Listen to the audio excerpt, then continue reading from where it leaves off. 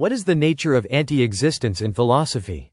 The concept of anti-existence is a paradoxical and deeply abstract idea in philosophy.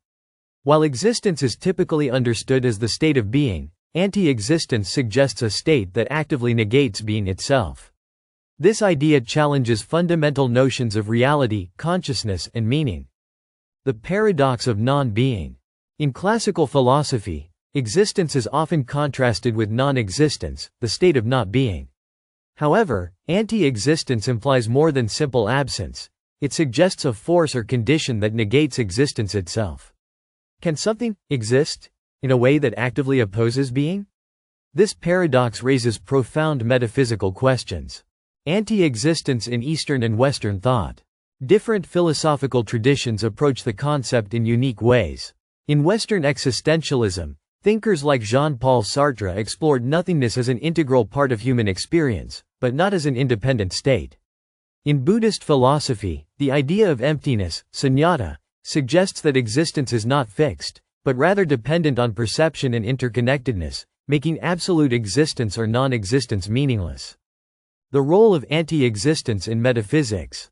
In metaphysics, the study of reality itself, anti-existence challenges fundamental laws of identity and contradiction. If something could be both existent and anti-existent simultaneously, it would break traditional logical structures. This connects to discussions on void theory, where a state of total nothingness is considered, but never a state that actively counteracts being. Anti-existence and the concept of zero. Mathematically, zero is often considered a representation of nothingness, but it exists as a concept.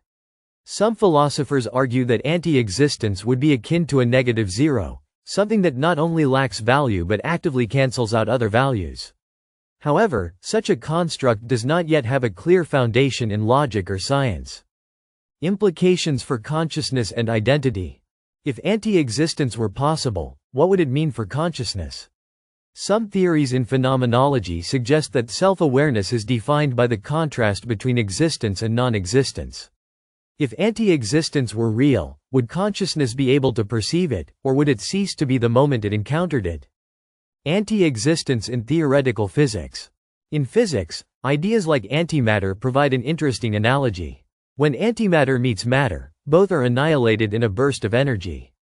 Could something similar exist in the philosophical domain, where anti-existence would negate existence upon contact?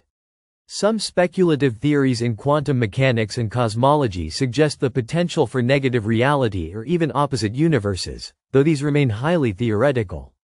The existential and ethical questions. The idea of anti-existence also raises ethical and existential concerns. If a state of anti-existence could be reached, would it be desirable? Would it be an escape from suffering or the loss of all possibility? Thinkers like Albert Camus argued that existence is an absurd struggle, but even within that absurdity, meaning can be created. Anti-existence, if real, could represent the ultimate form of nihilism, where not only is life meaningless, but even the ability to experience meaning is erased. Conclusion. The limits of thought. Ultimately, anti-existence remains a concept at the edge of human comprehension. It challenges the very frameworks we use to understand being and non-being. Whether it is a philosophical curiosity, a future discovery in metaphysics, or an impossible contradiction, the idea of anti-existence forces us to rethink what it means to exist at all.